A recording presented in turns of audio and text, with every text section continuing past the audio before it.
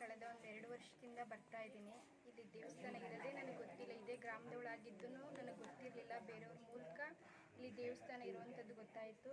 ಇಲ್ಲಿ ಬರಲಿಕ್ಕೆ ಸ್ಟಾರ್ಟ್ ಆದಮೇಲೆ ನಾನು ಇಲ್ಲಿ ಬರಲಿಕ್ಕೆ ಸ್ಟಾರ್ಟ್ ಮಾಡಿದ್ದೆ. ನನ್ನ ನೆಮ್ಮದಿಗಾಗಿ, ಮನಃಶಾಂತಿಗಾಗಿ ಬರಲಿಕ್ಕೆ ಸ್ಟಾರ್ಟ್ ಮಾಡಿದೆ. ಇಲ್ಲಿ ಬಂದ ಮೇಲೆ ಅಮ್ಮ ನನಗೊಂದು ಧೈರ್ಯ, ಒಂದು ಶಾಂತಿ, ನೆಮ್ಮದಿ, ನನಗೇನು ಬೇಕು ಅದನ್ನು ನಾನು ಇಲ್ಲಿ ಹುಡುಕ್ತೆ.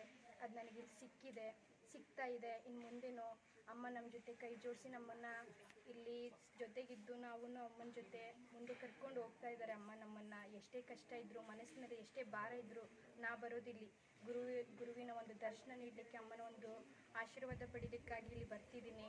ಅವ್ರು ನನ್ನ ಮುಂದೆ ಸಾಗಿಸ್ತಾರೆ ಅನ್ನೋ ಒಂದು ನಂಬಿಕೆ, ಇಲ್ಲಿನ ಒಂದು ನೆಮ್ಮದಿಗಾಗಿ ನಾನು ಇಲ್ಲಿ ಬರ್ತಾ ಇದ್ದೀನಿ.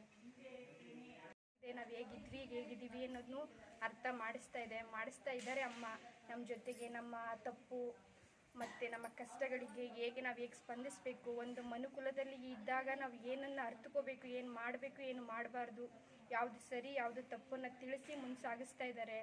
ನಮ್ಮ ಗುರುಗಳ ಆಶೀರ್ವಾದ, ಅಮ್ಮನ ದರ್ಶನ ಎಲ್ಲ ನಮಗೆ ಸದಾ ಒಂದು ವಿಶೇಷ ದಿನಗಳಲ್ಲಿ, ವಿಶೇಷ ಪೂಜೆಗಳಲ್ಲಿ ಎಲ್ಲವನ್ನು ತಿಳಿಸಿಕೊಟ್ಟು ಹೇಗಿರಬೇಕು, ಒಂದು ಮನುಷ್ಯನಾಗಿ ಹೇಗೆ ಬದುಕಬೇಕು, ಯಾವುದು ಸರಿ ತಪ್ಪನ್ನು ತಿಳಿಸಿ ಮುಂದೆ ಸಾಗಿಸ್ತಾ ಇದ್ದಾರೆ. ತುಂಬ ಖುಷಿಯಾಯಿತು. ನಾನು ಅಂದ್ಕೊಂಡೇ ಇರಲಿಲ್ಲ ಇಲ್ಲಿಗೆ ಬರ್ತೀನಿ ಅಂತ. ನನಗೆ ಇಲ್ಲಿ ಇರೋದೇ ಗೊತ್ತಿರಲಿಲ್ಲ ಫಸ್ಟ್ ಆಫ್ ಆಲು.